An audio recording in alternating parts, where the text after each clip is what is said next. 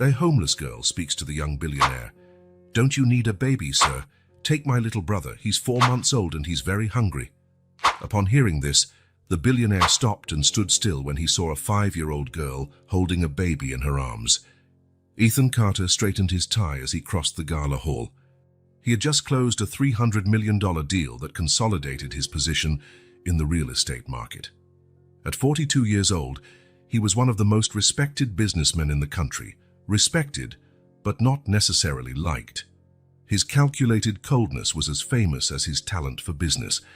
"Spectacular presentation, Carter," said one of the shareholders, raising a glass in his direction.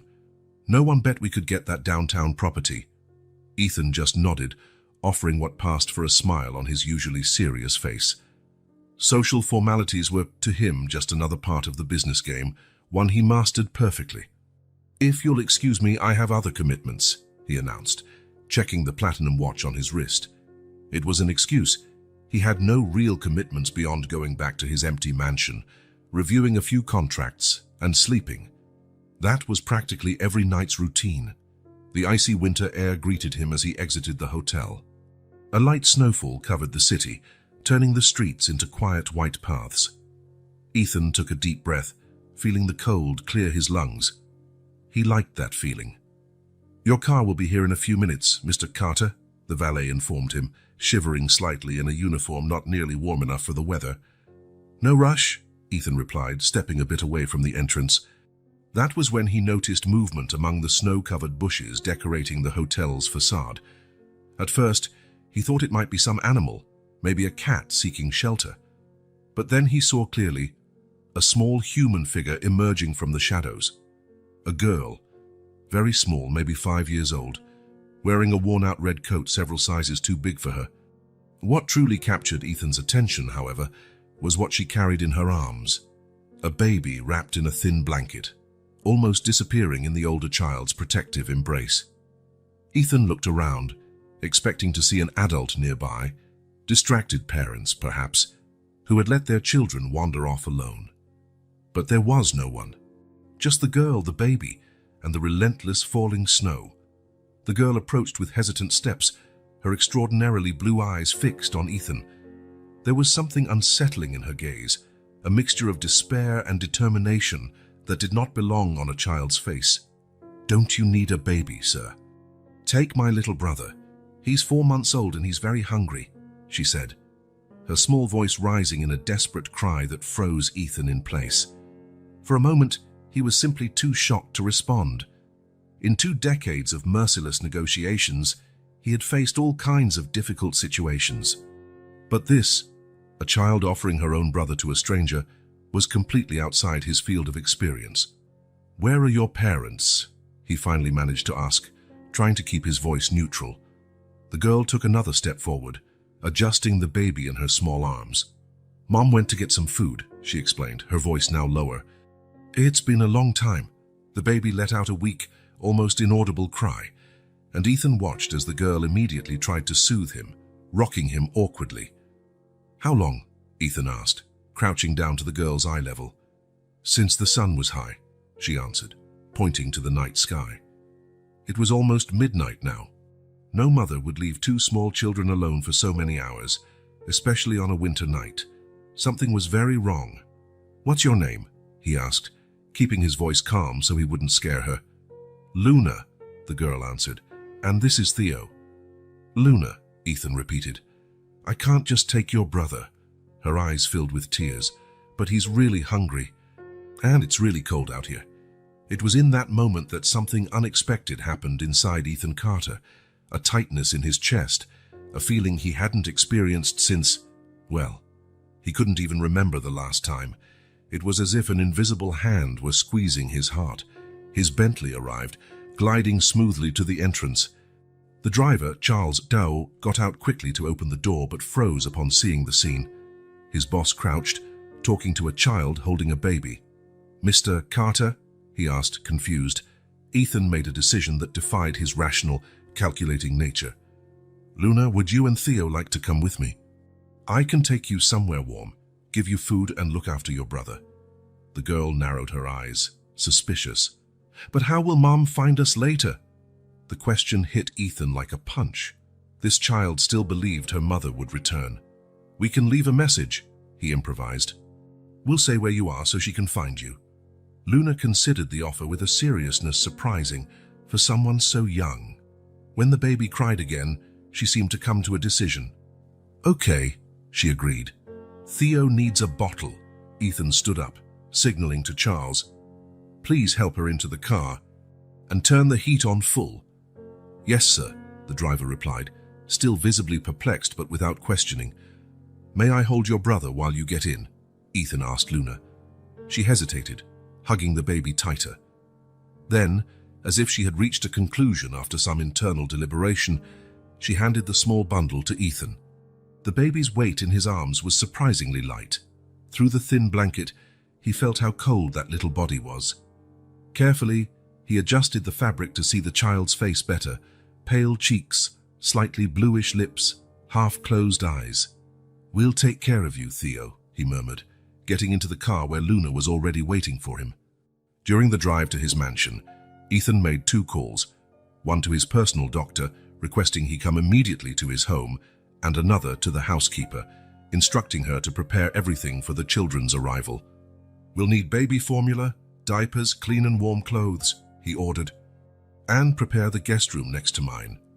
Luna watched everything in silence, her eyes moving between Ethan, the baby, and the snowy scenery outside. "Is your house far?" she finally asked. "Not too far. We're almost there." She nodded, serious. "Will Theo make it?" The question struck Ethan deeply. This girl, this child, was shouldering responsibilities that shouldn't be hers. "Yes, Luna. And once we arrive, a doctor will check if he's okay." "Doctors are expensive," she noted, an adult concern in a child's voice. "Don't worry about that," Ethan replied. "I'll take care of everything." As the car passed through the iron gates of the Carter estate and drove up the lit driveway, Luna pressed her face against the window, mouth agape. "Do you live in a castle?" The question almost drew a smile from Ethan. "No, it's just a big house. Bigger than the whole building we live in," she remarked, still gazing outside. Mrs. Powell, the Carter family housekeeper for 3 decades, was already waiting by the door. Her usually impassive face could not hide her surprise at seeing Ethan step out of the car with a baby in his arms, followed by a small girl. "Mr. Carter," she greeted, quickly recovering. "I've prepared everything according to your instructions." "Thank you, Mrs. Powell." "This is Theo and this is Luna," he introduced. "They will be our guest tonight." Luna partly hid behind Ethan's leg, clearly intimidated by the housekeeper's formality. "Hello, dear," said Mrs. Powell, softening her expression. "I've made hot chocolate and some sandwiches. You must be hungry." Luna's eyes lit up at the mention of hot chocolate, but she maintained her defensive posture. "Has Dr. Morgan arrived?" Ethan asked, as he guided Luna inside the mansion. "He said he'd be here in 15 minutes, won't sir?" "Great. Let's go into the living room. It's warmer there." The living room of the Carter mansion was rarely used by Ethan, who preferred the solitude of his office. But that night, the crackling fire transformed the formal space into something more inviting.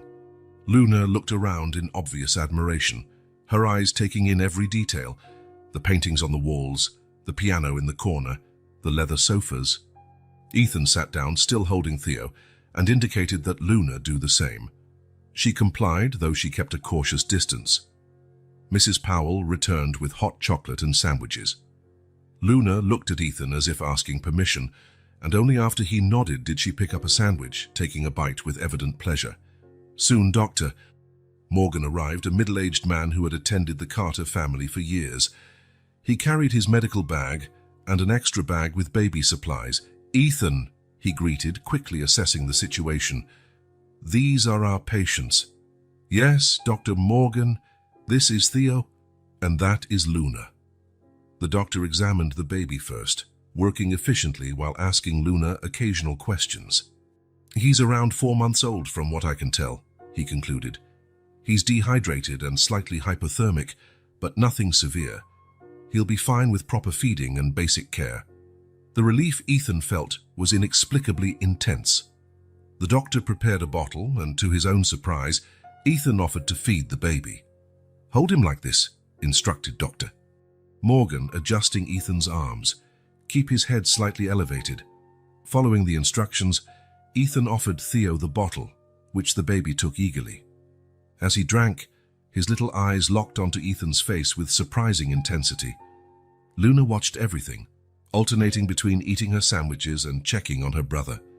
When it was her turn to be examined, she cooperated silently, answering the doctor's questions with a maturity that didn't match her age.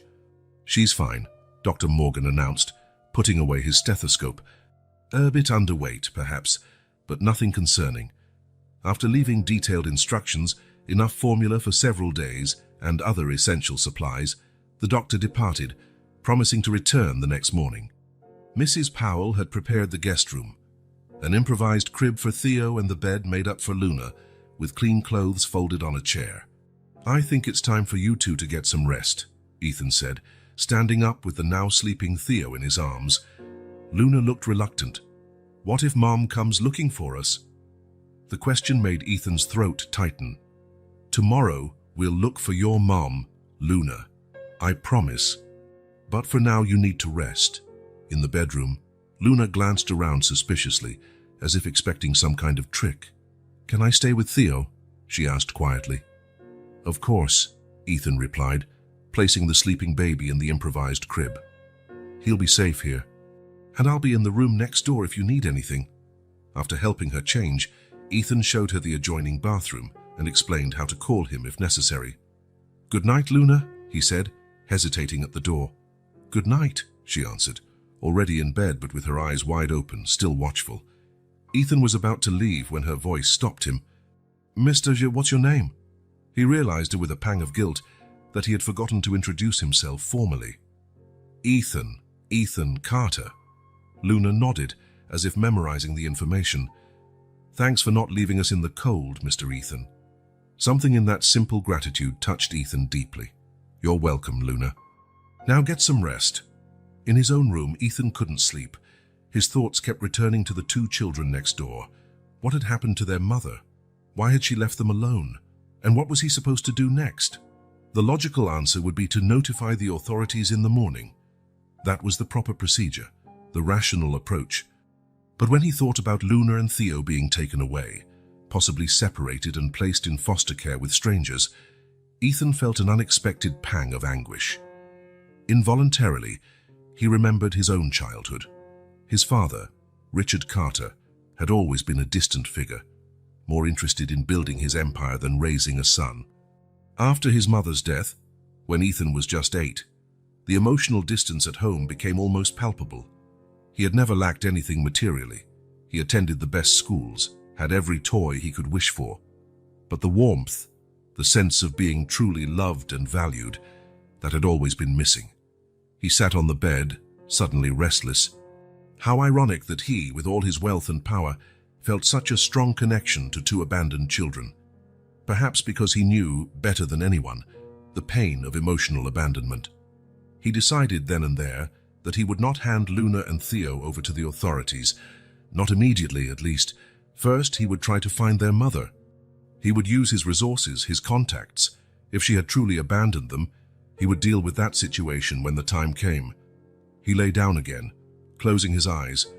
For the first time in years, he fell asleep thinking not of contracts and acquisitions, but of childlike blue eyes and tiny fingers that clung to his own, as if he represented an unexpected hope in a cold, indifferent world.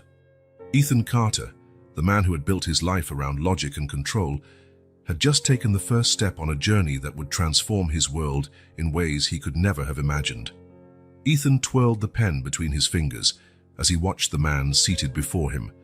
Frank Donovan was considered the best private investigator in the city, discreet, efficient, and above all, relentless when it came to finding people.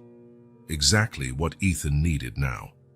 "So what we've got," Frank said, consulting his notes, "is a woman named Maya, mother of 2 children, Luna, 5, and Theo, 4 months, who disappeared 3 days ago.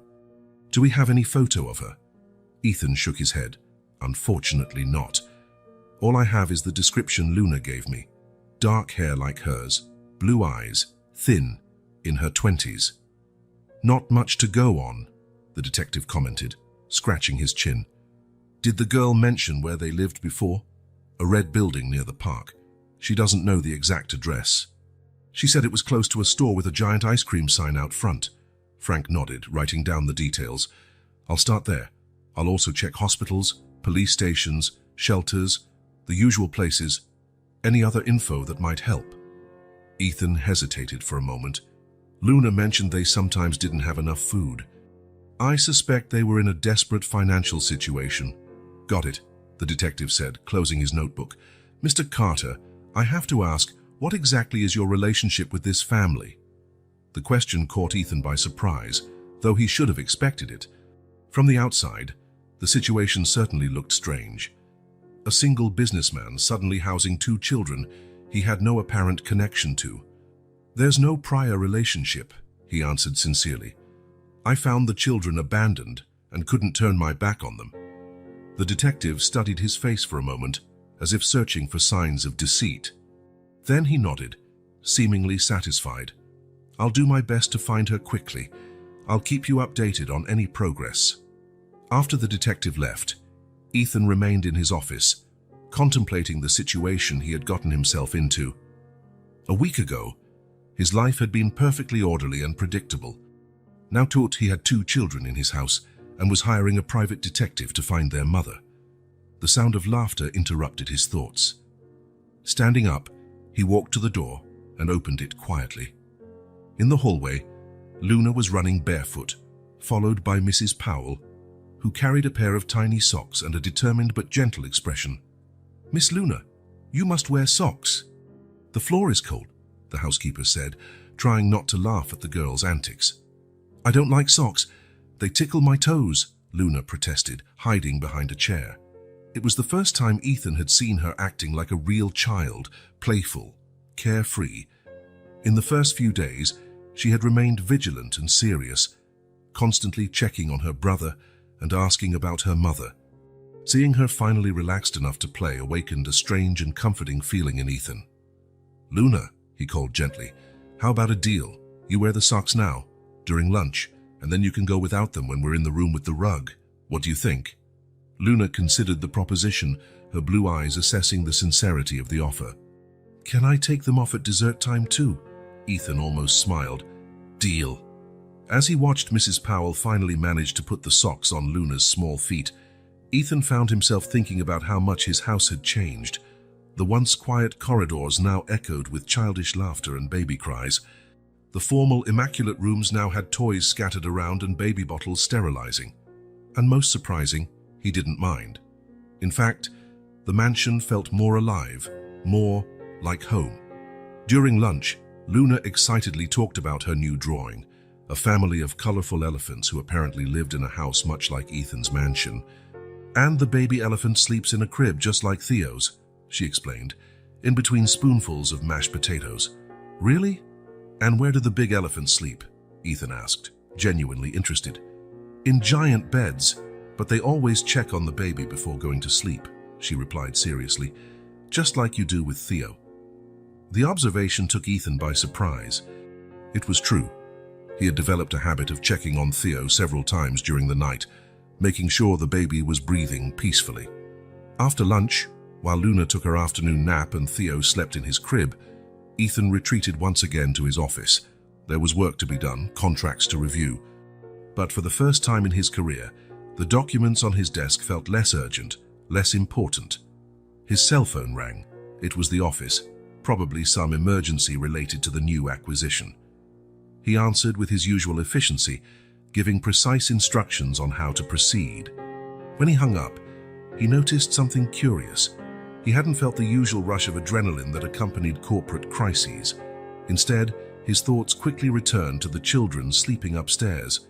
What kind of magic was this, that 2 small creatures could exert such influence over him, transforming his priorities so completely in just a few days? That evening, while feeding Theo a bottle, Ethan contemplated the baby's peaceful little face. Theo's tiny fingers gripped his as he drank eagerly, his eyes focused on Ethan's face with absolute trust, both frightening and deeply moving. He likes you, said Luna, who was watching from the doorway, hugging the stuffed elephant Ethan had bought for her. "How do you know?" Ethan asked, curious about the child's logic. "Because he smiles when you show up, even when he's not hungry," she explained, stepping closer to gently stroke her brother's head. "Mom said babies only smile at special people." Those simple words touched Ethan more deeply than any professional accolade ever had. Being special to a baby he had known for only a few days felt inexplicably like a far greater achievement than any deal he had ever closed. Later, after putting both children to sleep, Ethan sat on the balcony with a glass of whiskey, looking at the stars. His phone buzzed. It was Frank Donovan. "I've got some leads," the detective reported. "I found a building matching the girl's description. Neighbors confirmed that a young mother with 2 small kids lived there until recently. I'm following her trail through some nearby shelters." "Great work," Ethan responded. "Keep looking." As he hung up, a contradictory feeling washed over him. On one hand, he wanted to find the children's mother. It was the right thing to do, and Luna certainly missed her. On the other hand, the idea of returning them and going back to his old life suddenly seemed empty. That was when the truth hit him with startling clarity. He had become attached to Luna and Theo. He didn't just care about their well-being, he loved them. In just 1 week, these 2 small creatures had found their way into his carefully guarded heart, awakening emotions he hadn't known he was still capable of feeling.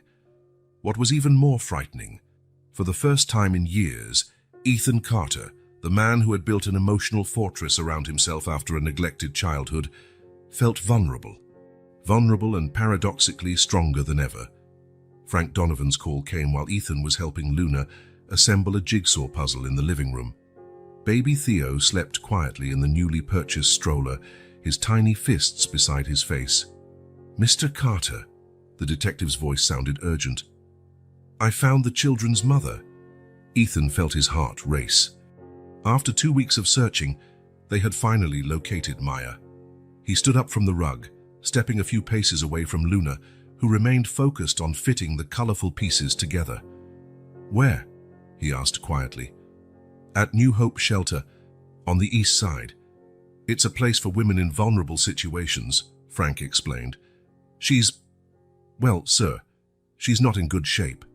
Apparently she was admitted a few days ago with pneumonia and malnutrition." "I'm going there right now," Ethan decided immediately. "Send me the address." He ended the call and looked at Luna, who raised her eyes from the puzzle, as if sensing something important had happened. "I need to go out for a few hours, Luna," he said, trying to sound casual. "Mrs. Powell will stay with you and Theo, is that okay?" Luna nodded slowly. "You're coming back, right?" The question hit Ethan like an arrow. In just 2 weeks, he had become a figure of stability for this child, who already knew far too well what abandonment felt like. "Yes, Luna, I promise I'll be back soon," he answered, crouching to her level. "And maybe I'll bring a surprise." Her eyes lit up. "A puppy?" Ethan almost smiled. "Not exactly, but I hope it's something good. Now finish your puzzle, okay?" 30 minutes later, Ethan was parking his car in front of a worn, gray building. The contrast with his mansion couldn't have been starker. New Hope Shelter struggled against its own name. Cracked windows taped over, peeling walls, a dimly lit entrance protected by a metal door with bars. Frank was waiting at the entrance, looking grave. "Thanks for coming so quickly," the detective said, shaking Ethan's hand. "I should warn you she's in rough condition. Volunteer doctors are treating the pneumonia, but she refuses to go to a hospital." Ethan nodded, buttoning his overcoat. The cold wind cut like blades. "Does she know about me? About the kid staying with me?" "Not exactly," Frank said. "I just told her I found her children and that they're safe." She was relieved, but also scared, I'd say. Like she's afraid of something. Inside the shelter, the air was heavy with the smell of cheap disinfectant and institutional food. A middle-aged woman with a badge identifying her as the director greeted them with a tired but kind expression. "Mr. Donovan, this is Mr. Carter," she asked, evaluating Ethan with eyes that had seen a lot. "Maya is in room 12 at the end of the hall. We managed to separate her from the other residents because of the pneumonia. She's on medication, but she's still weak. Please don't stress her. The corridor felt endless, each step amplifying the tension Ethan felt. What would he say to the mother who had abandoned her children? How would she react upon seeing him? And more importantly, what would happen next? Room 12 was small and Spartan, a single bed, a nightstand, and a plastic chair. And there, sitting on the edge of the bed, was Maya. She was surprisingly young, maybe 23 or 24. Her dark hair, identical to Luna's, was disheveled and dull. Her pale, thin face still hinted at a beauty that poverty and illness couldn't completely erase. But it was her eyes that truly held Ethan's attention. The same intense blue as Luna's, now framed by deep circles. When she lifted her gaze and saw Ethan in the doorway, her whole body tensed. Instinctively, she shrank back on the bed like a cornered animal. "Who are you?" Her voice was hoarse, probably from coughing. Frank took a step forward. "Maya, this is Mr. Carter. He's the one who found Luna and Theo." Her eyes widened, a mix of hope and fear. They're okay." Ethan stepped into the room slowly, trying not to appear threatening. "Yes, they're fine. Theo's growing strong. Luna's been asking about you." A tear rolled down Maya's cheek. "Thank God," she whispered. I thought maybe..." "Thought maybe what?" Ethan asked, unable to keep the hardness entirely out of his voice. Maya lowered her gaze, shame evident on her face. That maybe they weren't okay. That no one had found them in time. The anger Ethan had been holding in since he found the children finally burst forth. "You left them alone. In the cold. A 5-year-old girl holding a 4-month-old baby. What did you think would happen?" Frank placed a hand on Ethan's shoulder, as if to remind him to keep calm. Maya, however, did not respond defensively. Instead, her tears only increased. "I know," she said, her voice breaking. "I know what I did. There isn't a minute I don't think about it." "Then why?" Ethan insisted. "Why abandon your children?" Maya coughed, a painful, deep sound. When she recovered, she looked at Ethan with a vulnerability that briefly disarmed him. "Because I thought they would be better off without me," she finally replied. "Because I couldn't be the mother they needed anymore. Because..." She hesitated, before admitting in an almost inaudible voice. "Because sometimes I looked at Theo and felt nothing. Absolutely nothing. And it terrified me." Ethan sat in the plastic chair, processing what he had just heard. He knew enough about postpartum depression to recognize the signs. "Did you seek help?" Maya let out a bitter laugh, which quickly turned into more coughing. "With what money? What insurance? I could barely afford rent and feed my kids." The silence that followed was heavy. Frank muttered something about waiting outside and discreetly left, leaving Ethan and Maya alone. "Where are they now?" Maya asked after a few moments. "At my house," Ethan answered. "They're safe, well-fed, warmly dressed. A doctor examined them. Theo's gaining weight at a healthy rate. Luna is adjusting." "She must hate me," Maya whispered. "No," Ethan corrected. "She misses you. She asks about you every day. She tells her brother stories about Mom so he won't forget you." The words seemed to break something inside Maya. She covered her face with her hands and cried, deep sobs that shook her frail body. Ethan watched, feeling his initial anger gradually replaced by a complicated form of compassion. When she finally calmed down, Maya wiped her tears on the sleeve of her worn-out coat. "What happens now?" she asked, her voice still trembling. "Will you turn me in to the authorities? Will they take my children away forever? I'll understand if that's what you plan to do." Ethan hadn't planned on what he would do upon finding Maya. He had imagined different scenarios, from discovering a deranged, dangerous mother to finding a cold woman who simply didn't want her children anymore. But the reality, this young, sick, terrified woman consumed by guilt, was something he was unprepared for. The decision he made at that moment surprised even himself. "You're coming with me," he stated, "to my house. You can recover there, get proper medical treatment, and when you're better, you can see your children again." Maya stared at him, astonished. "Why? Why would you do that? You don't even know me." It was a fair question. Why did he care so much? Why was he so invested in the fate of this family who had been complete strangers to him just a few weeks before? Because your children need you, he answered simply, and you need help. It wasn't the whole answer, but it was true enough for the moment. An hour later, after signing a stack of papers releasing Maya from the shelter and assuring the director that she would receive adequate medical care, Ethan helped the young mother into his car. She was so weak she could barely walk, leaning heavily on him. "Thank you," she whispered when he shut the door. "I don't deserve—" "Don't say you don't deserve it," Ethan interrupted, starting the engine. "Your children deserve to have their mother back." "That's what I'm thinking about."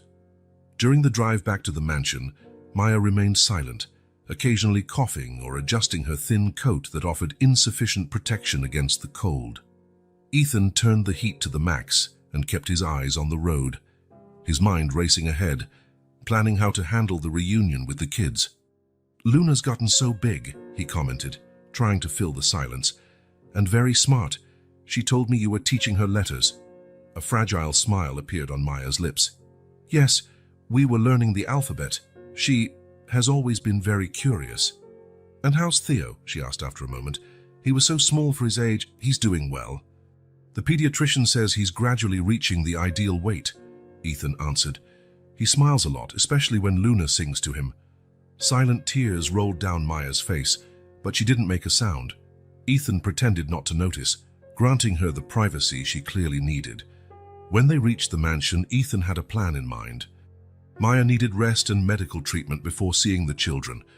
The shock of their reunion might be too much for both her and Luna, especially given the mother's weakened state. He took her to a room on the ground floor, far enough from the children's rooms to provide privacy, yet close enough for the upcoming reunion. "I'll call Dr. Morgan to examine you," he explained, helping her sit on the bed.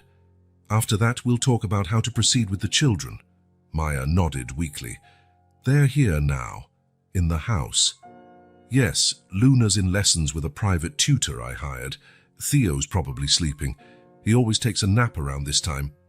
The surprise on Maya's face was evident. "Private lessons? You really took care of them well." "I did what I could," Ethan replied simply. Dr. Morgan arrived 30 minutes later.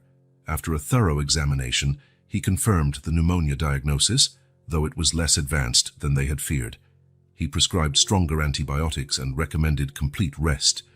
"She's malnourished and anemic," the doctor explained to Ethan when they stepped out of the room. "She'll need a special diet, supplements, and plenty of rest. Full recovery will take a few weeks." "Do whatever is necessary," Ethan authorized. "Any treatment, any specialist." That night was complicated. Ethan had to explain to Luna that a special guest was staying in the house, but that she was too sick to have visitors at the moment. The child, as perceptive as ever, studied him intensely. "It's Mom, isn't it?" she asked bluntly. Ethan hesitated for just a second. "Yes, Luna. Your mother is here, but she's very sick. We need to let her rest for a few days before you can see her." Luna was silent for a long moment, processing the information. Her small hands clutched the stuffed elephant she carried everywhere. "Is she going away again?" she finally asked, her voice so small it was barely audible. Ethan's heart twisted. "No, Luna, she's not going away. She's here to stay with you and Theo." The girl nodded, but Ethan could see the doubt in her eyes. The abandonment had left scars that would take time to heal. Over the next 3 days, Maya remained in recovery, gradually gaining strength through proper food and medication. Ethan visited her daily, bringing news of the children and occasionally the drawings Luna made for the special guest. On the afternoon of the 4th day, while he was reading one of his company reports, Ethan received a message from Mrs. Powell, informing him that Maya was feeling stronger and had asked to speak with him. He found her sitting in an armchair by the window, looking out at the snow-covered garden. There was new color in her cheeks, and her eyes seemed more alert. "The meds are working," she commented when Ethan entered. "I'm feeling stronger." "I'm glad to hear that, Mr. Carter. She hesitated. "I want to thank you for everything you've done, for taking care of my kids and for bringing me here. I know you had no obligation." Ethan sat in the opposite chair. "You don't need to thank me, and please, call me Ethan." Maya nodded, pushing a lock of hair behind her ear, a gesture that reminded Ethan of Luna. "I think I'm ready," she said, "to see my children." If you think they're ready to see me. This was the moment Ethan had awaited and dreaded in equal measure. He knew the children, especially Luna, needed their mother. But he also worried about how they would react. Luna with her fear of abandonment. Theo, who might not even recognize Maya now. Luna knows you're here, he explained. I didn't say it outright, but she's clever. I think she's apprehensive. She has every right to be, Maya answered, guilt evident in her voice. What I did, I will never fully forgive myself. You were ill, Ethan said, surprising himself with his own understanding. Untreated postpartum depression, severe poverty, no support. I'm not excusing the abandonment, but I understand how you got to that point. Maya looked at him with disconcerting intensity. Why do you care so much? Most people would have just turned us over to the authorities and moved on with their lives. It was a question Ethan had been asking himself these past weeks. Why did he care so much? What made him invest time, money, and emotional energy in people who, until a month ago, were complete strangers? I can't fully explain, he admitted. Maybe because when I look at Luna and Theo, I see two children who deserve a chance, and so do you. Maya watched him for a long moment, as though trying to solve a riddle. So you know, it's strange, she finally said. Sometimes when you smile, which isn't very often, by the way, you remind me of someone. Who? Ethan asked, feeling oddly unsettled by her observation. I'm not sure exactly. A photograph, maybe, that my mother used to have. Something about the mention of Maya's mother caught Ethan's attention. Your mother? Yes. She passed away when I was 16, Maya explained. That's when everything started to fall apart for me. I never knew my father, you know. My mother said he was an important man, powerful, owned buildings or something like that. Ethan felt a strange tingling at the back of his neck. She never said his name. Maya frowned, trying to remember. She didn't talk much about him. She said it was a closed chapter. But once, when she drank too much on my 15th birthday, she mentioned that she'd worked for him as a personal assistant, that they had an affair, and when she got pregnant, he sent her away. Made sure she went far and never tried to contact him again. The tingling turned into a chill that ran down Ethan's spine. Your mother, what was her name? Elena. Elena Suarez, Maya answered, looking confused by his sudden interest. Why? Elena Suarez. The name hit Ethan like a punch. He recalled it vaguely. A pretty young woman who had worked for his father for a few months when he was a teenager. He also remembered how she had suddenly disappeared, and how his father had been strangely irritable when questioned about it.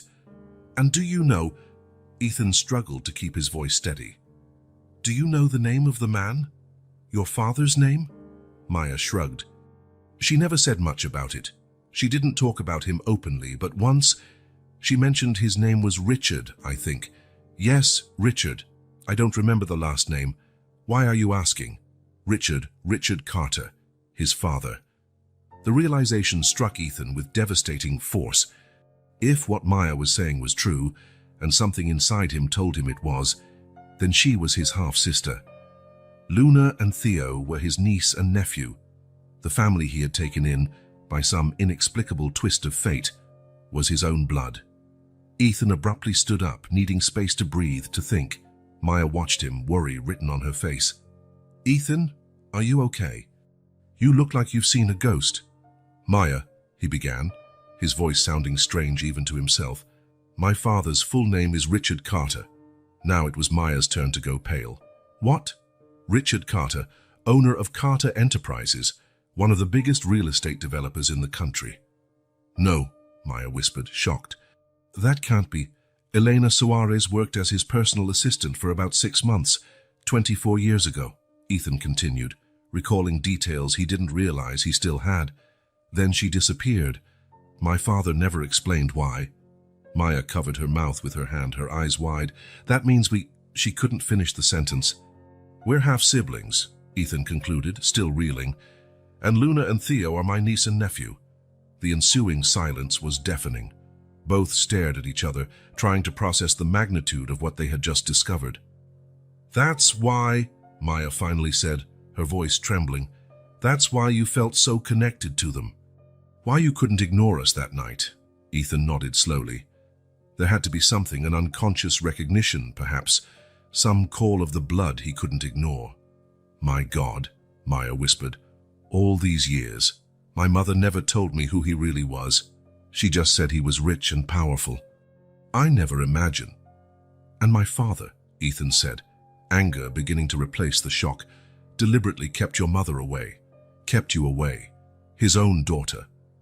The full implication of what his father had done, denying his own child's existence, sending away a pregnant woman, ensuring she never contacted him again, began to settle over Ethan.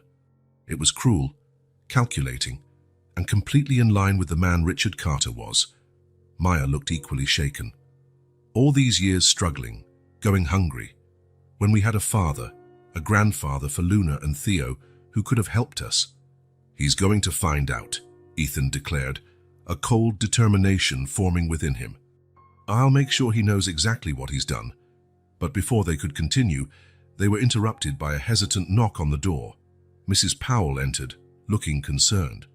Sorry to interrupt, Mr. Carter, but Luna insists on seeing the special guest. She's quite upset and I can't convince her to wait any longer. Ethan and Maya exchanged looks. The conversation about Richard Carter would have to wait. There were more immediate matters to handle. Are you ready? Ethan asked Maya.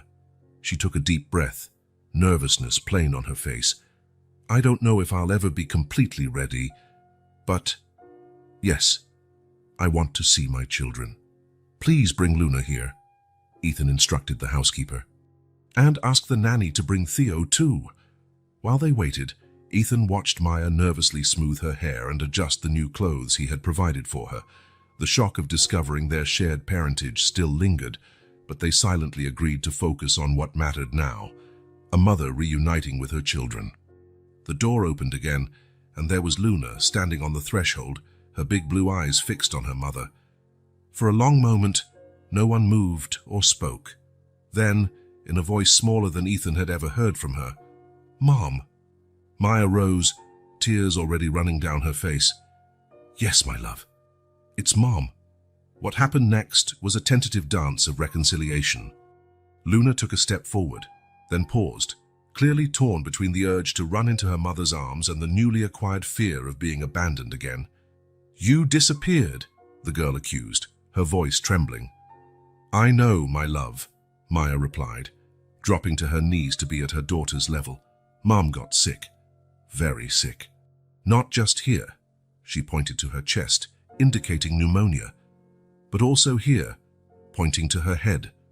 But I'm better now, and I will never, ever leave you or your brother again. Luna looked at Ethan, as if seeking confirmation. He nodded encouragingly. With the validation she seemed to need, the girl finally ran into her mother's arms. The embrace between them was so intense, so charged with emotion, that Ethan felt his own eyes grow damp. The nanny entered soon after, carrying Theo, who seemed confused by all the commotion. When Maya finally took the baby in her arms, sobbing with joy at how much he had grown and developed, Ethan knew that regardless of the complications the revelation about their parentage would bring, he had done the right thing. This family, his family, he now realized, was together again. And as he watched the scene, he made a silent resolution. He would do everything in his power to ensure they stayed that way, safe and together. Even if that meant confronting Richard Carter and exposing decades of secrets and lies. Dawn's light filtered through the curtains of Ethan's office. He hadn't slept. The revelation that Maya was his half-sister, that his father had deliberately abandoned a daughter, had kept him awake all night, revisiting memories and questioning everything he thought he knew about Richard Carter. His father had always been a cold, distant man. No surprise there. Ethan grew up under the shadow of a corporate empire that always seemed more important to his father than he did. After his mother's death, the emotional gap between father and son only widened, turning their relationship into one based on professional expectations and the occasional formal dinner. But this, consciously abandoning a daughter, sending a pregnant woman away, making sure this problem never came to light, was different. There was a calculated cruelty to it that Ethan struggled to fully comprehend. He twirled the glass of whiskey in his hand, watching the amber liquid reflect the rising sunlight. He hadn't drunk it. He needed a clear head. In 2 hours, he would be sitting face to face with Richard Carter, confronting him with a truth that could shatter the carefully constructed image of the family patriarch. "Mr. Ethan," Mrs. Powell's voice interrupted his thoughts. "I'm sorry to bother you so early, but Miss Luna is asking if she can have breakfast with her mother this morning." Ethan smiled slightly. In the days since the reunion, Luna had oscillated between not wanting to leave her mother's side and maintaining a cautious emotional distance, as though fearful of investing fully in the relationship again. "Of course, Mrs. Powell, please arrange breakfast for them in the smaller dining room, and see if Maya needs help coming downstairs." After the housekeeper left, Ethan turned his attention back to the immediate problem: how to confront his father. Which words to use? What reaction should he expect? At 72, Richard Carter still ran Carter Enterprises with an iron hand. Known for his intolerance of surprises and his ability to turn emotions into business strategies, Richard would not take well to the news that his illegitimate daughter, now a 24-year-old with 2 kids, had resurfaced. Ethan checked his watch. It was time to prepare for battle.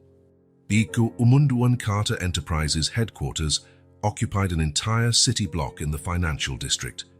Its imposing glass and steel architecture perfectly reflected its founder's personality: impressive, cold, and unyielding. Ethan walked through the main lobby with determined steps, acknowledging the employees who greeted him only with a distracted nod. As the executive vice president, his presence was not unusual. What was unusual was the anxious anticipation he felt, the weight of what he was about to do. "Mr. Carter, your father is waiting," Richard's assistant informed him when Ethan reached the executive floor. "Can I get you something? Coffee, perhaps?" "No, thank you, Claire," he replied automatically, adjusting his tie. The woman nodded and opened the door to the presidential office, a spacious room with a panoramic view of the city. Richard Carter stood by the window, surveying the empire he had built with his own hands. At 72, he still maintained an upright posture and the intimidating presence that had always characterized him. "Ethan," he greeted, turning. "What a pleasant surprise. Your emails rarely request meetings without specifying the subject." "Dad," Ethan replied, closing the door behind him. "Thank you for seeing me." Richard gestured for him to sit. "I'm curious." "It's not like you to be mysterious." Ethan took his seat in front of the imposing desk, observing the man who raised him, the man who, he'd recently discovered, was capable of cruelty beyond even his worst estimates. "How is your health?" he asked, stalling the inevitable for a few moments. Richard raised an eyebrow, surprised by the personal question.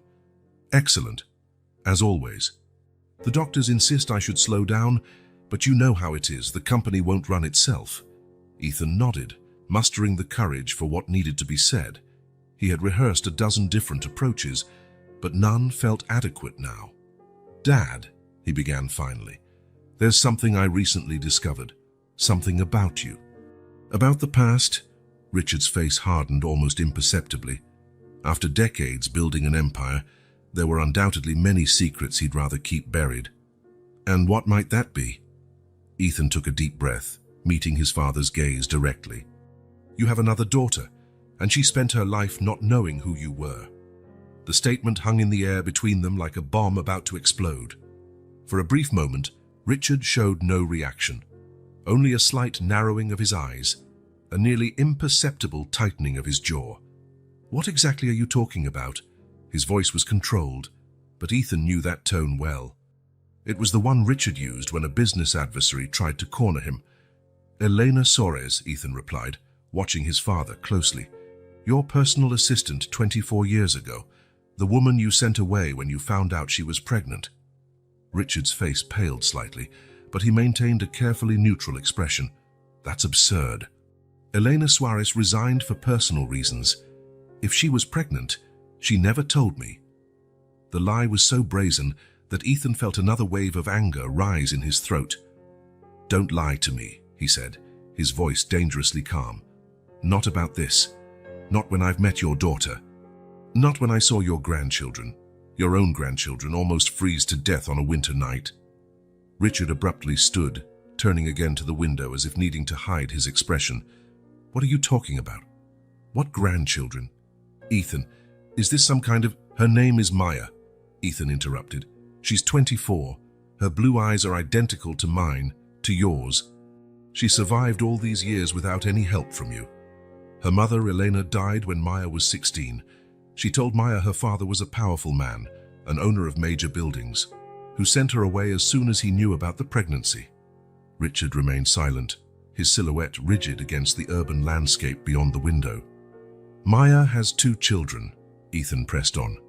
"Luna, 5 years, and Theo, 4 months. You'd recognize Luna if you saw her. She has that stubborn Carter chin, the same one I have, the one you always bragged about."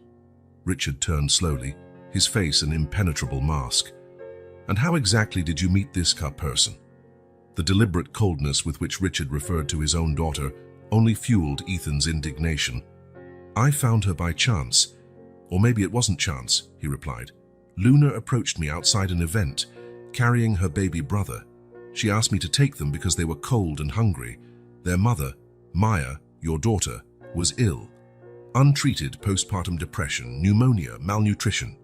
She abandoned the kids in desperation, believing they'd be better off without her." A flicker of something, shock, perhaps remorse, crossed Richard's face before he could suppress it. "How can I be sure this woman is really my daughter? She could be anyone looking to extort money from the family." Ethan almost laughed at the irony. "She hasn't asked for a single thing. She doesn't even know I'm here talking to you. In fact, she was shocked when she found out who you really are. She grew up in poverty, Dad, struggling to survive. While you built this empire, your own daughter often went without food." Richard sat down again, running a hand over his face in a rare display of loss of control. "Fair assuming what you say is true," he began, his voice carefully modulated. "What exactly do you expect me to do now, after 24 years? The question hit Ethan hard. What did he expect exactly? That his father, at 72, would suddenly become the loving father he never was? That he would embrace a daughter he never knew? Grandchildren whose existence he'd only just learned of? "I expect you to face the consequences of your actions," Ethan finally replied. "To take responsibility, to acknowledge Maya as your daughter, my sister, to meet your grandchildren." Richard let out a short, humorless laugh. "And risk a scandal that could affect the stock value, stir up gossip that would tarnish the company's name. Do you understand what you're asking?" The response was so perfectly Richard Carter that Ethan felt a fresh surge of anger. "That's what concerns you, the stock value, not the fact that you abandoned your own daughter, that your grandchildren almost froze to death." "Don't be naive," Richard retorted, regaining some of his usual composure. "Men in my position deal with complications all the time. It was more than 2 decades ago. Her mother could have sought financial support through the proper channels." "Proper channels?" Ethan repeated, incredulous. "You sent her away, Dad." "Probably threatened her, knowing your methods." Richard did not deny the accusation, which in itself was an admission. "It was a complicated situation," he said at last. "Your mother's health was fragile at the time. A scandal would have destroyed everything. I did what I thought was necessary to protect the family, to protect you." "Don't use me as an excuse," Ethan shot back, standing up. "You did it to protect yourself, your ego, your public image." For a long moment, father and son glared at each other in silence. The tension was almost tangible. "What do you want me to do, Ethan?" Richard finally asked, his voice lower, almost resigned. "I want you to come with me, today. Meet Maya. See your grandchildren. For once in your life, do the right thing, not because it's convenient or profitable, but because it's right." Richard closed his eyes briefly, as if weighing the gravity of that request. When he opened them again, they held a cold resolve. "And if I refuse?" Ethan had not expected it to be easy, but his father's resistance still disappointed him. "Then you'll lose what little respect I have left for you," he stated simply. "And I'll go on supporting Maya and the kids on my own. But understand this, I'll never look at you the same way again. I'll know exactly what kind of man you truly are." The thinly veiled threat did not go unnoticed. Richard Carter might have been many things, but never stupid. He knew that despite his failings as a father, Ethan was his only family, his heir, his legacy. Losing his son's respect was something even he, with all his coldness, did not desire. After what felt like an eternity, Richard slowly got to his feet. "One visit," he said, his voice firm. "I'll meet her, but I promise nothing more than that." It wasn't exactly what Ethan wanted, but it was a start. He nodded, feeling a strange mixture of triumph and apprehension. The initial battle was won, but the real war, the possibility of genuine reconciliation, was just beginning. "My car is downstairs," he informed. "We can go now." Richard glanced around, as though searching for an escape that didn't exist. Then, with an almost imperceptible sigh, he grabbed the suit jacket hanging on a nearby rack. "Let's get this over with," he said, heading toward the door with firm steps but missing the usual air of authority. Ethan followed, envisioning the meeting that was about to take place. Maya, still fragile, facing the father she never knew. Richard, forced to confront the living proof of a mistake he had tried to bury 2 decades ago. He could only hope that by the end of that day, something good might emerge from so many years of denial and abandonment. If not for Richard, then at least for Maya and her children, who deserved, finally, to know their true story. The ride from the office to the mansion was made in silence. Ethan kept his eyes on the road while Richard stared out the window, his expression unreadable. Occasionally, Ethan glanced at his father from the corner of his eye, attempting to guess what was on his mind. It was impossible. "I prepared Maya for this meeting," Ethan finally said, breaking the silence. "She's nervous." Richard adjusted his tie, a gesture Ethan recognized as a sign of discomfort. "And what exactly did you tell her?" "The truth, that you're her father, that you never knew about her until now." A partial lie. Ethan had omitted the fact that Richard had deliberately sent Elena away upon learning of the pregnancy. He thought it best for Maya to hear that part of the story or see his father's reaction firsthand. As the car finally passed through the mansion gates, Richard straightened in his seat, reclaiming the mask of control he had worn all his life. "Remember, Dad," Ethan said as he parked, "these are real people. Your daughter, your grandchildren. Not problems to be managed." Richard did not respond, merely stepping out of the car as Charles opened the door. Mrs. Powell greeted them in the entryway, her expression revealing that she understood the importance of this moment. "Mr. Carter, Mr. Richard, Miss Maya and the children are in the living room." "Thank you, Mrs. Powell," Ethan replied, leading his father down the hallway. Before entering, Richard paused, a rare display of hesitation. How should I address her? The question caught Ethan off guard. For a brief moment, he saw something he rarely associated with his father: vulnerability. "By her name, Maya." Richard gave a curt nod and resumed his stiff posture. Ethan opened the door to the living room, stepping inside first. Maya sat on the sofa wearing a simple dress Ethan had bought for her.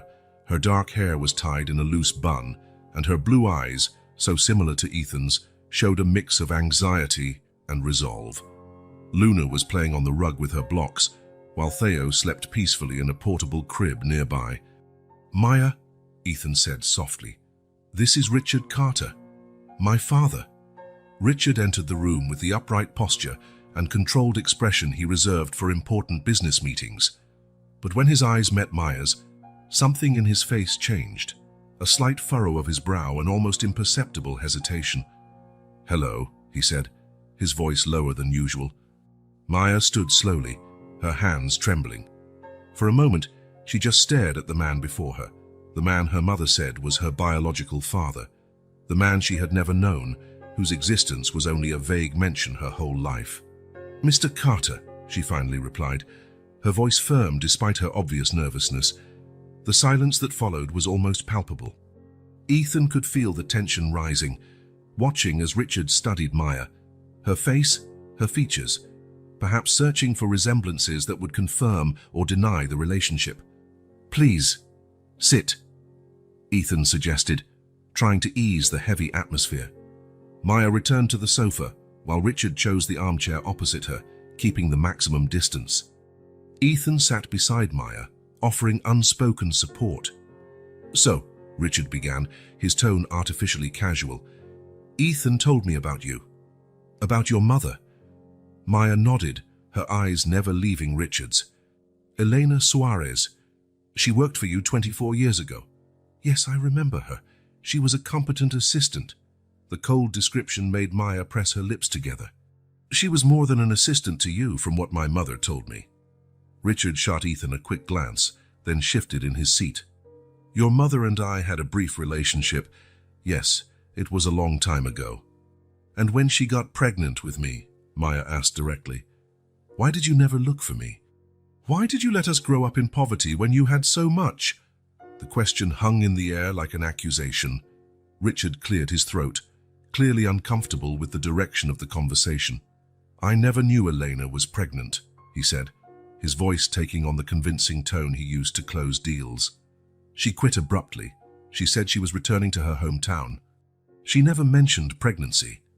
Ethan watched the lie flow easily from his father's lips, feeling another wave of disappointment and anger. Maya, for her part, looked at Ethan in confusion.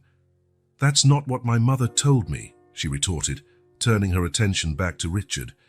"She told me you sent her away when you found out. That you made sure she moved far away and never tried to contact you again. That you threatened her." Richard kept his face neutral, but Ethan noticed the slight narrowing of his eyes, a sign that he was calculating his response. "Your mother was confused. Maybe she misinterpreted the situation. Or maybe," he paused, his tone turning colder, "she preferred to create a different narrative to explain her absence in your life." That was the last straw for Ethan. "Enough lies, Dad," he interrupted firmly. "I found the records, the confidentiality agreement you made Elena sign, the lump sum payment so she would disappear, the relocation to a city thousands of miles away." Maya turned pale, while Richard visibly stiffened, his gaze now icy. "You had no right to investigate that," he said to Ethan, his voice dangerously controlled. "And you had no right to abandon your own daughter," Ethan shot back, "to deny her existence, to let her grow up without knowing who her father was." The tension between father and son was almost palpable. Maya watched their exchange, her hands trembling, when movement on the rug drew everyone's attention. Luna, who had silently been playing with her blocks, now stood, watching Richard with childlike curiosity. She took a few steps toward him, stopping at a safe distance. "Are you my grandpa?" she asked innocently, her small voice slicing through the tension like a knife. The question seemed to hit Richard like a physical blow. For the first time in Ethan's memory, his father appeared genuinely at a loss for words. His gaze moved from little Luna to Maya, then to Ethan, and finally back to the small girl whose simple question threatened to shatter decades of denial in one instant. He began, his voice failing him. Luna tilted her head, puzzled by the adult's hesitation. "Mr. Ethan said you're my mom's dad, so that makes you my grandpa, right?" The silence that followed was deafening. Maya seemed frozen, torn between the urge to protect her daughter and the need to witness this critical moment. Ethan watched intently, knowing that his father's answer would define much about the future of this newly discovered family. Richard Carter, the man who built an empire on cold issue, calculated decisions, now faced a question no corporate strategy could prepare him for. And for the first time in his life, he looked completely vulnerable before a 5-year-old girl who simply wanted to hear a basic confirmation of belonging. The silence in his penthouse apartment had never felt so oppressive. Richard Carter remained motionless before the panoramic window, staring at the city lights that usually filled him with pride. Tonight, however, not even the impressive view of his empire could calm the storm inside him. Luna's question echoed incessantly in his mind. "Are you my grandpa?" So simple, so innocent, yet so devastating. Richard lifted his whiskey glass to his lips but didn't drink. The amber liquid, once his refuge after tough negotiation days, now seemed tasteless. He placed the glass on a nearby table and ran his hands over his tired face. After Luna's question, he had mumbled some vague response, something about needing to talk to the adults first. The disappointment in the child's eyes had been clear, even to someone as unaccustomed to children as he was. After that, the visit ended quickly. Ethan had driven him back to the office in tense silence, broken only by a single phrase as they parted. "Think carefully about what you'll do now, Dad." And that was exactly what Richard was doing. Thinking, remembering, confronting the truths he had buried for decades. Elena Soares. Her face emerged sharply in his memory, young, beautiful, with those same penetrating blue eyes he now saw in Maya and Luna. At the time, he had been going through a turbulent phase in his marriage. His wife was ill, his teenage son was growing increasingly distant. The business pressure was immense. Elena had been a momentary escape, a temporary comfort. When she announced the pregnancy, his first instinct was panic, scandal, destruction of his public image, divorce. Everything he'd built was at risk. The solution seemed obvious and necessary. Send her away. A generous financial arrangement, at least that's how he saw it then, in exchange for silence and distance. Richard walked slowly to his personal study, opened a rarely used drawer, and took out a yellowed envelope. Inside was a single photograph, Elena, smiling at a corporate event. He'd kept the photo for reasons he never wanted to examine. Now, looking at that young face, the truth was inescapable. He had a daughter, and not just a daughter, but grandchildren. An entire family whose existence he had denied, not through ignorance, as he had claimed to Maya and Ethan, but by deliberate choice. He sank heavily into his leather chair, feeling for the first time the full weight of his 72 years. How many other decisions like that had he made over a lifetime? How many people had he cast aside, viewing them as mere obstacles on his path to success? His thoughts turned to Ethan, his only son, or so he had believed until now. He had always viewed their distance as a natural consequence of differing personalities. But now, forced to confront his own behavior patterns, an uncomfortable truth emerged. He had failed as a father long before abandoning Maya. He had failed Ethan too, just in a different way. The first lights of morning began to show on the horizon when Richard reached a conclusion. He had spent his life measuring success in dollars, properties, and power.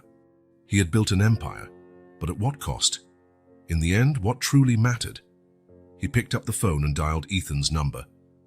When the call was answered, Richard's voice sounded different even to himself, softer, less authoritarian.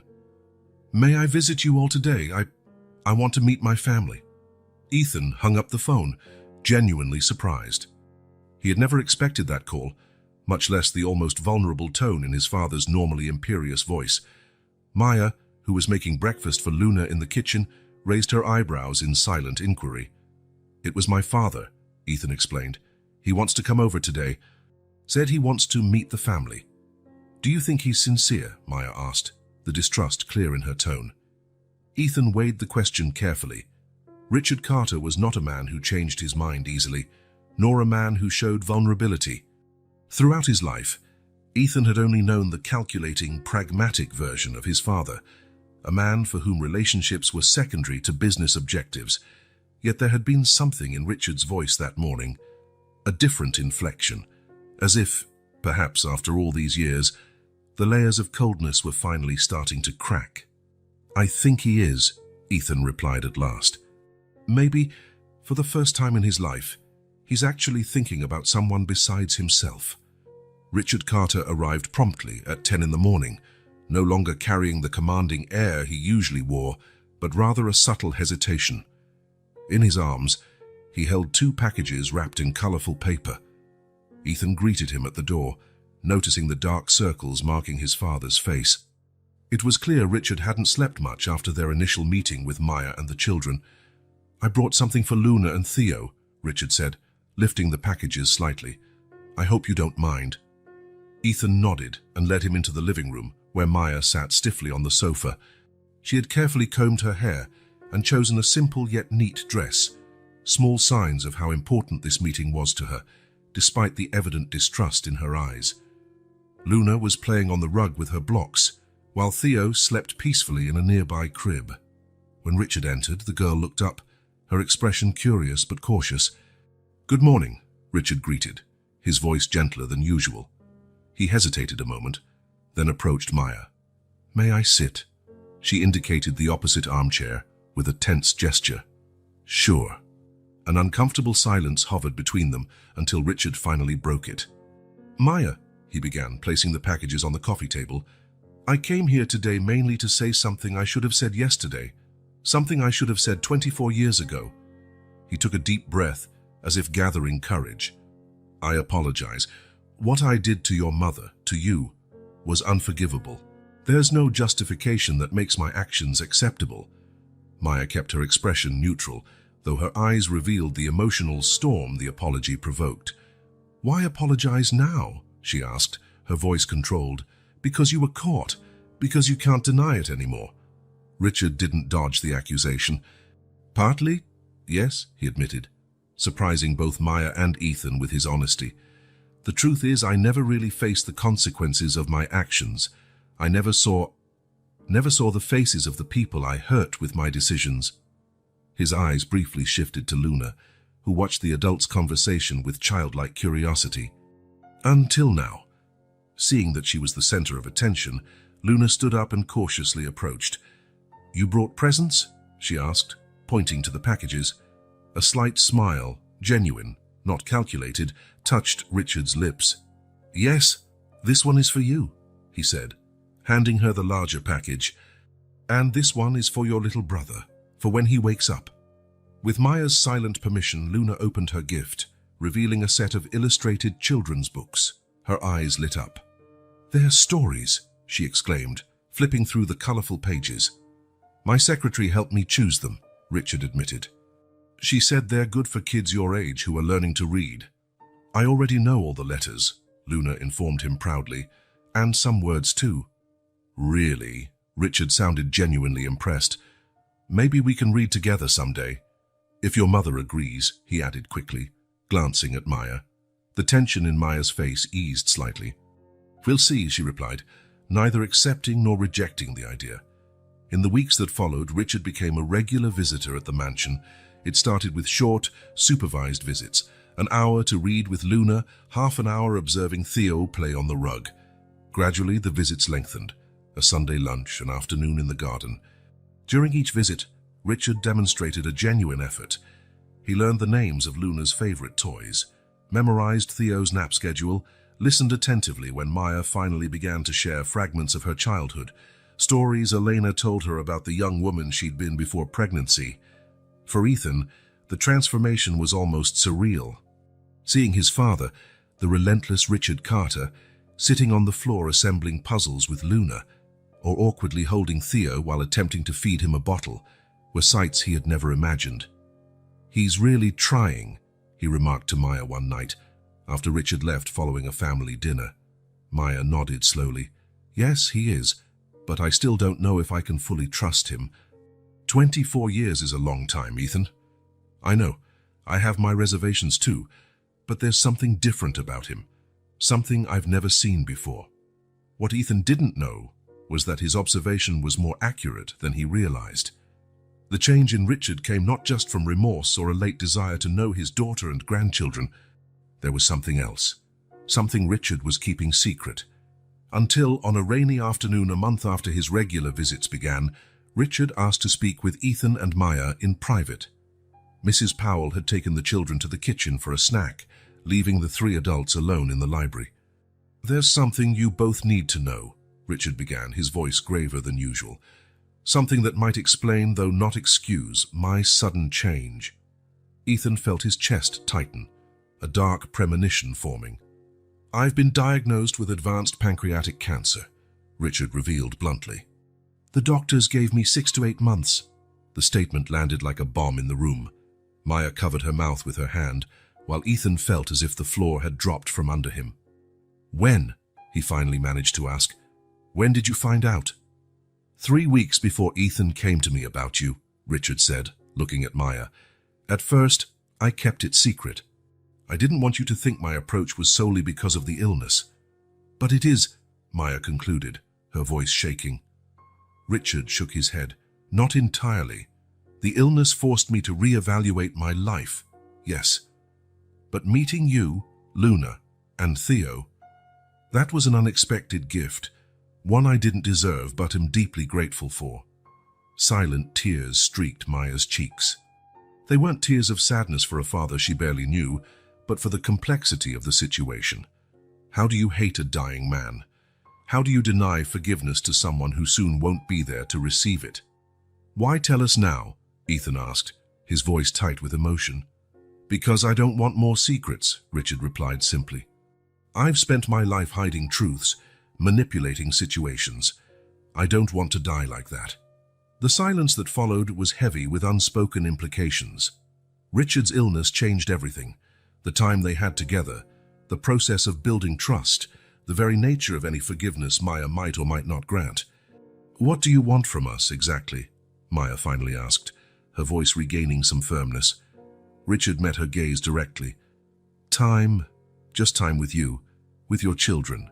A chance to really know you all, to be part of the family, even briefly." It was a simple request, but loaded with meaning. Not just physical time, but emotional openness, hearts long closed off by hurt and abandonment. Ethan watched Maya closely, aware that the decision was primarily hers. 24 years of absence could not be erased, even in the face of impending death. Forgiveness, if it came, had to be a conscious choice, not an obligation imposed by the gravity of circumstances. "I need to think," Maya said at last, standing up. "This is a lot to process all at once." Richard nodded, accepting her answer without protest. "I understand. I'll take whatever time you're willing to give me."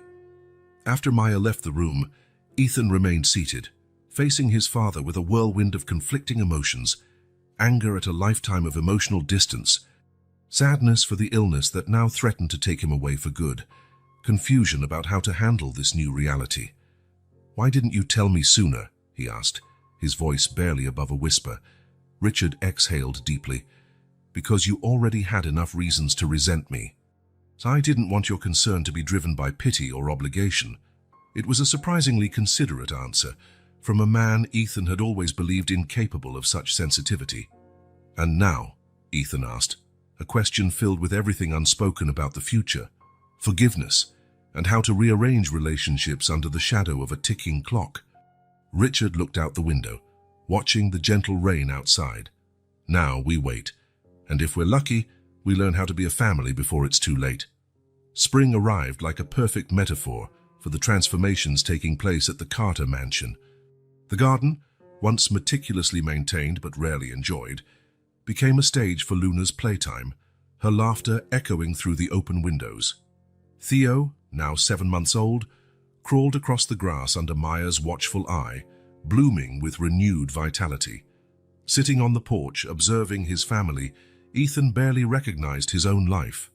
Just 3 months ago, his daily routine was long hours at the office, solitary nights reviewing contracts, and occasional social events where he maintained the facade of a successful businessman. Now, his house, once merely a prestigious address, never truly a home, overflowed with life. "She's doing much better," Mrs. Powell commented, approaching with a tray of lemonade. "Miss Maya, she hardly looks like the same person who arrived here." Ethan nodded, taking one of the glasses. "The doctors say she's fully recovered from pneumonia, and Dr. Winters believes her postpartum depression is also under control." "It's not just her physical health," the housekeeper observed with the wisdom of someone who'd seen many transformations over the years. "It's something else. A light inside her has returned." Ethan knew exactly what she meant. Over the past weeks, Maya had blossomed. The fragile, distrustful young woman he met at the shelter had given way to someone determined to rebuild her life. She had started an online graphic design course, a passion she'd abandoned when she became pregnant with Luna, and she was already talking about finding a job once she felt confident in her skills. Most importantly, Maya had reclaimed her identity as a mother. The guilt that had consumed her over abandoning her children gradually transformed into a fierce resolve to make up for lost time, to give Luna and Theo the safe and loving childhood she herself had never known. "Ethan!" Luna's voice broke his train of thought. The girl was running toward him, something in her hands. "Look what I found." He leaned forward to see the small daisy she offered like a priceless treasure. "It's beautiful, Luna. Where did you find it?" By the fountain, there are lots of them. I'm going to make a crown for Theo. Before Ethan could respond, she was already dashing back to the garden, her yellow dress fluttering like a bird's wings. "She's extraordinary, Mrs. Powell said with a smile. "So resilient." "Like her mother," Ethan replied, his gaze meeting Maya's in the garden. The housekeeper nodded and left discreetly, allowing Ethan to remain with his thoughts. He was still amazed by the transformation of his life. As an executive at Carter Enterprises, he was accustomed to evaluating everything in terms of assets and liabilities, gains and losses. But what he had gained with Maya, Luna, and Theo was immeasurable by any corporate standard. His once impeccable but soulless home was now truly a home. Luna's toys scattered across the living room, Theo's bottles in the kitchen, Maya's books on the coffee table, all created a cozy mess he never imagined wanting. The sound of an approaching car caught his attention. Through the main gate, a black Bentley was slowly driving in. Richard had arrived for his daily visit. Since revealing his illness 6 weeks earlier, Richard had come by every day. Initially, there was resistance, Maya still processing the complexity of forgiving a dying father who had abandoned her, Ethan confronting decades of emotional detachment. But gradually, Richard's presence had become not just accepted, but expected. Ethan watched his father step out of the car, noting how he appeared both more fragile and more human. The cancer was taking its physical toll. Richard had lost weight. His skin had a slightly yellowish tone, and sometimes a flash of pain crossed his face when he thought no one was looking. Yet there was also a new vitality in Richard, not physical, but spiritual. As if, standing on the brink of death, he had finally discovered what it meant to truly live. "Grandpa's here," Luna shouted, abandoning her flower collecting to run toward him. It was still surprising for Ethan to hear that word, Grandpa, associated with the always formal Richard Carter. More surprising still was seeing how his father responded, crouching down, with some difficulty now, to receive the girl's enthusiastic hug. "I brought something for you, little one," Richard said, pulling a small box from his pocket. Luna opened it with eager fingers, revealing a delicate necklace with an elephant pendant. "It's just like Dumbo," she exclaimed, referring to the stuffed elephant Ethan had given her in her first days at the mansion. "Your dad told me you love elephants," Richard explained, helping her put the necklace on. "This one is special. See, it has your name engraved on the back." Ethan observed the scene with mixed emotions. This was a Richard he had never known during his own childhood. Attentive, present, genuinely interested in the little details that make a person.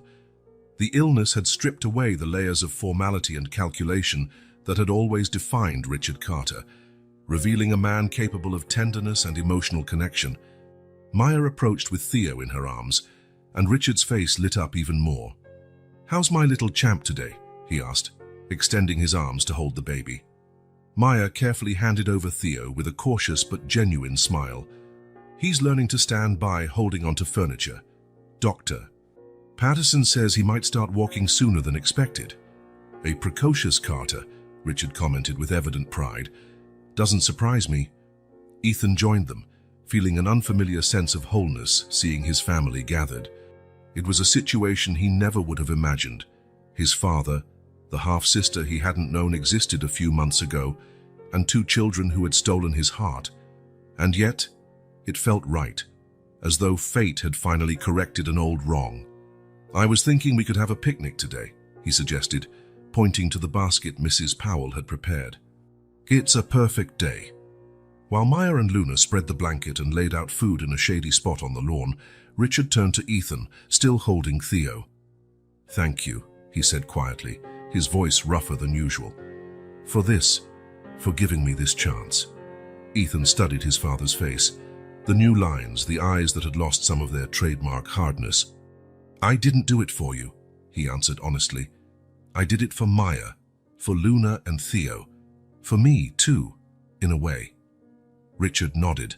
"I know, and that's why I'm grateful. You could have kept them all to yourself. It would have been easier. Maybe more deserved, even." It was the closest thing to genuine vulnerability Ethan had ever heard from his father. "How are you feeling today?" Ethan asked, deliberately changing the subject. "Good enough," Richard replied with a small smile. "The new meds are helping with the pain. And this," he added, looking at Theo, who was happily tugging on his tie, "is the best medicine I could ask for." The outdoor lunch was surprisingly light-hearted. Luna entertained everyone with elaborate stories about her toys' adventures, while Theo clapped and babbled happily, trying to imitate his sister. Richard, seated in a garden chair brought especially for him, observed everything with eyes that held both joy and understandable melancholy. "I need to capture this," Ethan declared at some point, grabbing his phone to snap a photo of the scene. "No," Richard protested automatically, always averse to having intimate moments documented. Then, as if reconsidering, he relaxed. "Or rather, yes. Please do. I want them to remember." The unspoken implication that soon there would be only memories of him briefly cast a shadow over the group, before Luna broke it by insisting on making funny faces for the camera. After lunch, when Luna persuaded Richard to help her build a fairy castle out of twigs and flowers, Maya seized the opportunity to sit beside Ethan on the garden bench. "It's strange, isn't it?" she remarked, watching the unlikely sight of Richard Carter, the real estate magnate, kneeling on the grass with Luna. "How everything changed so fast." Ethan nodded. "If someone had told me 4 months ago my life would look like this now, I would have laughed." Maya turned to face him, her eyes so similar to his, suddenly serious. "I never thanked you properly, for everything, for finding my kids that night, for not handing us over to the authorities, for finding me and bringing me here when I was sick, for giving us a home." "It wasn't purely altruistic," Ethan admitted. "Even before I knew we were family, there was something about Luna and Theo that filled a void I didn't realize I had." The unexpectedly intimate confession opened a space to address what they both had quietly avoided. "What was your childhood like with him?" Maya asked softly, indicating Richard with a slight nod. "I always wondered what it would be like to have a father, especially one like him."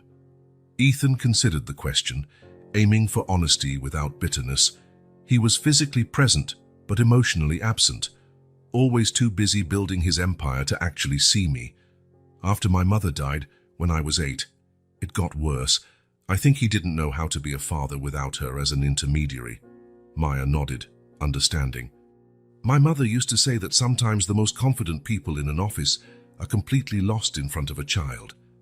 Exactly. Richard Carter could close a multi-million-dollar deal without blinking, but a parent-teacher meeting threw him into a panic. And yet, Maya observed, look at him now. Richard had allowed Luna to place small flowers in his grey hair while supervising the castle construction. His face, normally so controlled, displayed a genuine smile. "It's the time," Ethan said softly. "Knowing there isn't much left probably changes your perspective, I guess. Do you think he would have changed without the illness?" Maya asked, voicing the question both had pondered silently. Ethan reflected for a moment. "Honestly, I'm not sure. But maybe that doesn't matter now. He is changing. He's trying. That's what we have." Maya rested her head on Ethan's shoulder, a fraternal gesture of closeness that had become natural in recent weeks. "It's funny how life works, isn't it? I spent so long wondering what it would be like to have a father, a complete family. Now I have it, but with an expiration date." "We all have an expiration date," Ethan replied gently. "We just don't usually know it so precisely." The silence that followed was comfortable, contemplative. Together, they watched Richard patiently helping Luna balance a stubborn branch on top of her structure, while Theo, seated on a nearby blanket, happily banged on a small plastic bowl. "I never had this," Ethan finally confessed, "this sense of belonging, of family. Even when my mother was alive, we were more like individuals living in the same space. After she was gone, it was just a formal coexistence between me and my father. And now, for the first time, I feel like I have a real family.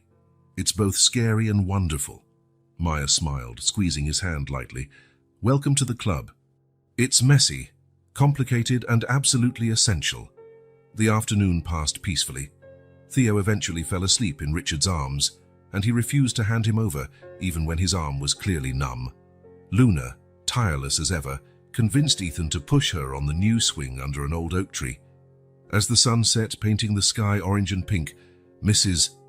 Powell appeared to announce that dinner would be ready in an hour. "I didn't realize we'd been out here all day," Richard commented, reluctantly handing the still sleeping Theo to Maya. "The best days are like that," she replied with a smile. "Time goes by without us noticing." As they walked back to the house, Richard suddenly stopped, bracing himself against a nearby tree. His breathing was noticeably labored, and a pained expression crossed his face. "Dad?" Ethan approached quickly, alarmed. "Are you okay?" Richard gestured dismissively. "I just need a moment. The doctors warned me about these episodes."